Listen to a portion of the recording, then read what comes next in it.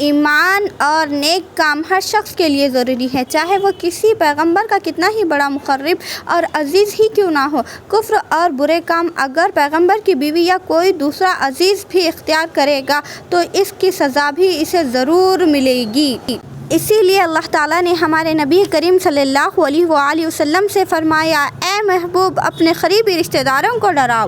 معلوم ہوا کہ انبیاء کرام اور اولیاء کرام کی اولادیں اور ان کے دیگر رشتہ داروں کے لیے بھی ایمان اور نیک اور صالح عمل ضروری ہے، یہاں تک کہ وہ نبی کی بیوی ہی کیوں نہ ہو۔ عزیز سامعین گرامی، یہاں پر ایک بات میں آپ کو صاف کر دوں، ہم یہاں پر کسی کے ایمان اور کفر کی بات کر رہے ہیں، یعنی ایمان لحاظ سے وہ کیسے تھے، ہم یہاں کے کسی کے اخلاق یا کسی کے کیریکٹر پہ بات نہیں کر رہے، کیونکہ یہ سمجھ لینا بہت ضروری ہے۔ کسی پیغمبر کی بیوی کافرہ ہو جائے لیکن یہ نہیں ہو سکتا کہ کسی پیغمبر کی بیوی بدکار ہو، یہ ہمارا عقیدہ ہے۔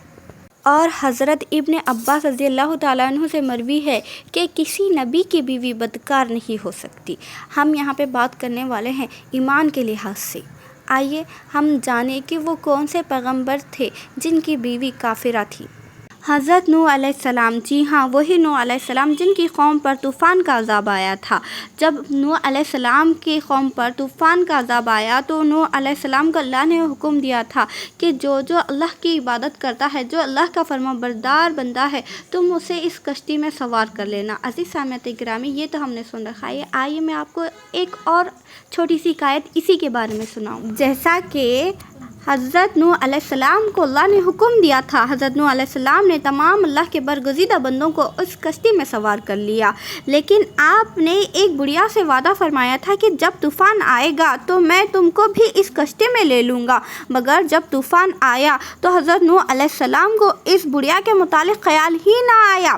طوفان آ کر اپنی تباہی مچا رہا اور بڑھیا اپنے گھر میں نمازوں میں مشغول رہی۔ سبحان اللہ۔ طوفان گزر جانے کے بعد حضرت نوح علیہ السلام کو اچانک بڑھیا کا خیال آیا۔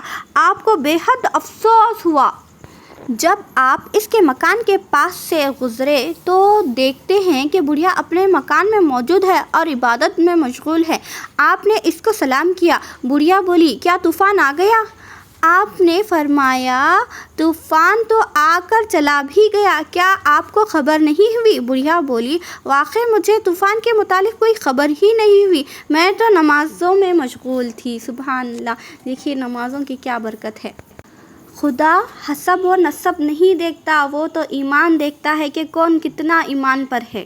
واحلہ جو حضرت نوح علیہ السلام کی بیوی تھی اور واقع نوح علیہ السلام کی بیوی تھی، یہ دونوں کافرہ تھی، باوجود یہ کہ یہ دونوں نبیوں کی بیوی تھی، مگر یہ دونوں اپنے شوہروں کے خلاف کافروں کا ساتھ دیتی تھی۔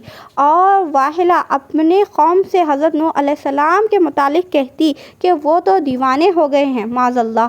اور حضرت لوط علیہ السلام کی بیوی لوط علیہ السلام کے خلاف جاسوسی کرتی اور کافروں کو خبریں دیتی۔ خدائے تعالیٰ کو ان کی یہ حرکتیں پسند نہ آئی اور ان کے جہنمی ہونے کا اعلان فرمایا۔ چنانچہ قرآن پاک میں ہے، اللہ کافروں کی مثالیں دیتا ہے، نوح علیہ السلام کی عورت اور لوط علیہ السلام کی عورت، وہ ہمارے دو نیک بندوں کے نکاح میں تھی، پھر انہوں نے ان سے دغا کی یعنی کفر اختیار کیا تو اللہ کے سامنے انہیں کچھ کام نہ آیا اور فرما دیا گیا کہ تم دونوں عورتیں جہنم میں جاؤ جانے والوں کے ساتھ۔